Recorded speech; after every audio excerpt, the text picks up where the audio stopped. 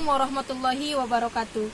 Nama saya Epita Sari Nasution, NIM 1740-1094, Prodi Perbankan Syariah 1, dosen pengampu Bapak Dr. Muhammad Royhan Daulay MA, mata kuliah Islam dan Budaya Tapanuli.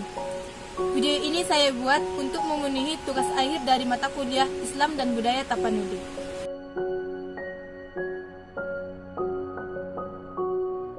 Kopi dalam bahasa Arab disebut kohwah yang memiliki arti kekuatan. Peradaban atau budaya kopi ternyata memiliki sejarah panjang dalam sejarah Islam.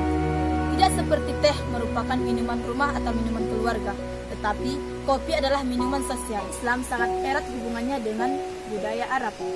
Kopi dianggap sebagai pengganti minuman beralkohol karena di dalam Islam ada larangan minum alkohol. Dan sebagian sejarah mengatakan orang pertama yang menanam kopi adalah orang Arab. Khasiat kopi menurut bangsa Arab, salah satunya yaitu kopi diminum agar para sufi kuat begadang dalam melakukan zikir. Pada abad ke-16, kelompok kopi mulai dikembangkan di Mesir. Kita penulis sampai saat ini masih menjalankan upacara adat untuk berbagai keperluan. Upacara adat adalah suatu hal yang penting bagi masyarakat Tapanuli. Sedangkan tradisi adalah suatu proses sosial yang menjadi kebiasaan yang turun-temurun sampai sekarang ini. Tradisi yang masih menjadi kebiasaan masyarakat sampai saat ini adalah marlopo kopi.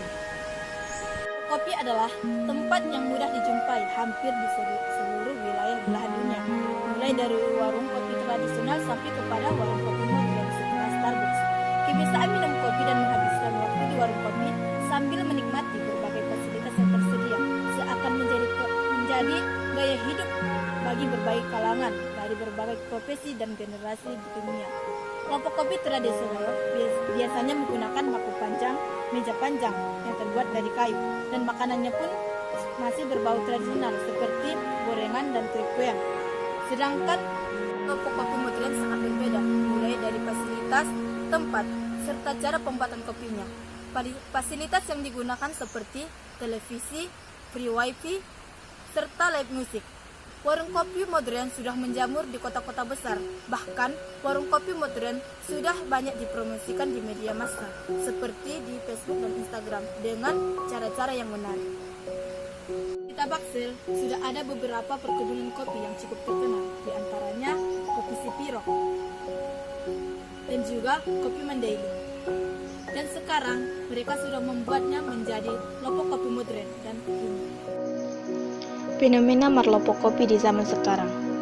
Fenomena minum kopi dan menghabiskan waktu di warung kopi juga telah menjadi bagian dari kehidupan masyarakat Indonesia.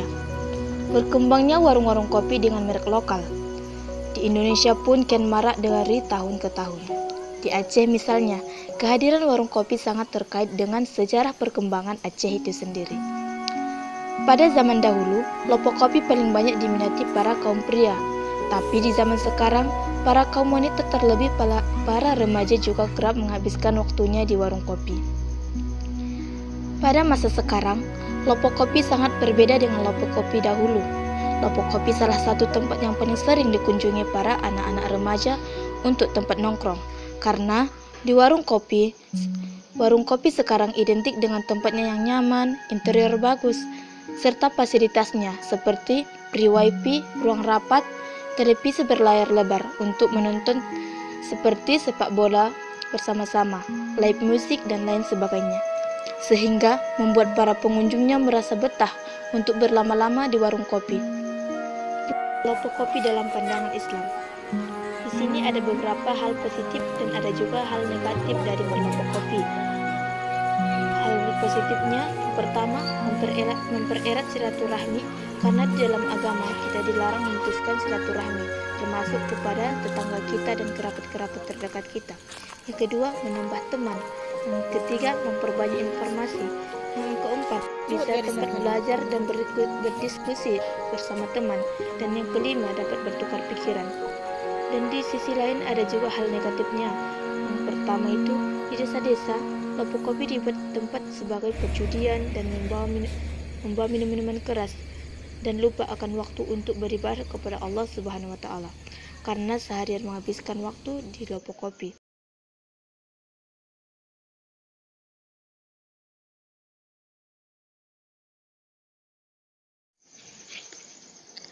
Kesimpulan dari Marlopo Kopi. Kita boleh saja Marlopo Kopi dengan mengambil sisi positifnya saja dan membuang hal-hal yang negatif.